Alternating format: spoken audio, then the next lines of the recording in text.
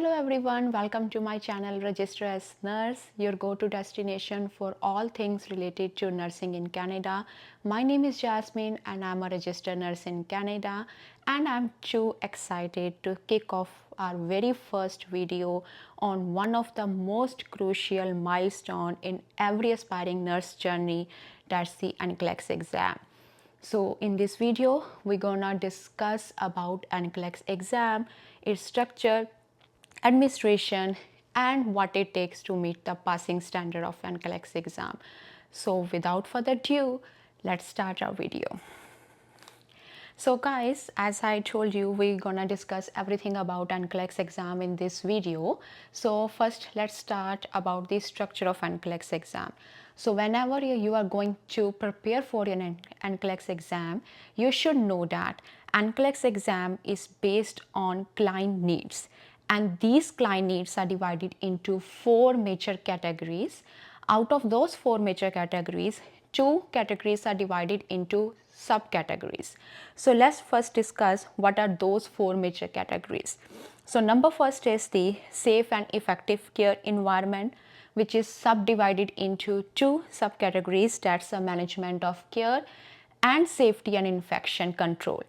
Second category is health promotion and maintenance. Third one is psychosocial integrity, and the fourth one is physiological integrity. And this physiological integrity category is further divided into 4 subcategories. Number 1 is basic care and comfort. Number 2 is pharmacological and parenteral therapy. Number 3 is reduction of risk potential. And number 4 is physiological adaptation. I know, like, after learning about these category, the next question that comes to your mind is what topics are included in these categories. So let's discuss about that. So number first, our very first category is a safe and effective care environment, which is further divided into 2 categories, management of care and safety and infection control. So what topics included in management of care? So management of care basically includes integration of advanced directive in client care of plan, delegation and the supervision of nursing responsibility or client care to other healthcare providers like other RPNs, RNs, or other assistive personals, maintaining confidentiality and privacy of client, practice with nurses code of ethics, and assess the need for referrals. So these kind of topics are included in maintenance of care. Second is the safety and infection control, as its name indicate. It includes all the topic that it includes the topics like assess allergies and interventions, promote the patient safety, protect the client from injury, educate the client on safety issue, applying the principle of hand hygiene, then other infection control topics like about communicable and non-communicable diseases, what precaution you have to take while in the droplet infection, during airborne infection. So all those topics are included in safety and infection control. Our second category is the health promotion and maintenance one. So it kind of include both pediatric and the gynecological subject.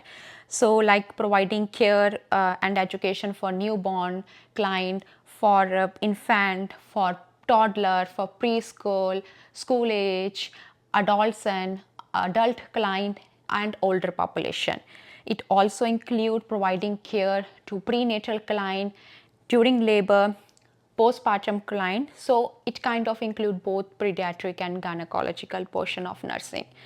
A third category is the psychosocial integrity, that basically provide and support emotional, mental and the social well-being of client that who are experiencing stressful event like abuse and neglect, end of life care, behavior management. So all those topics are included in psychosocial integrity. And our very last category is the physiological integrity, that basically promote the physical health and the well-being by providing care and comfort, reducing risk potential and managing health alteration. It also includes the pharmacology and parenteral therapy as well. So these are some of the example of topics that included in each categories. Now Another important thing that you should know before going for your NCLEX exam or before preparing for NCLEX exam is the distribution of content. That means what percentage of items from each category you will get in your NCLEX exam. So the major portion, that's about 39 to 63 percentage of items you will get from the physiological integrity category, followed by safe and effective care environment category, that's about the 25 to 37%, followed by health promotion and maintenance 6 to 12%, and psychosocial integrity again 6 to 12%. So whenever you're going to prepare for an NCLEX exam, make sure that you focus more on the physiological integrity because it mainly cover your NCLEX exam portion. So this is all about the structure of NCLEX exam. So that's it about this video. If you have any question or you want to know more about the NCLEX exam, please post your comment in the comment section. And if you want to see more nursing related content, please subscribe to my channel. Thank you.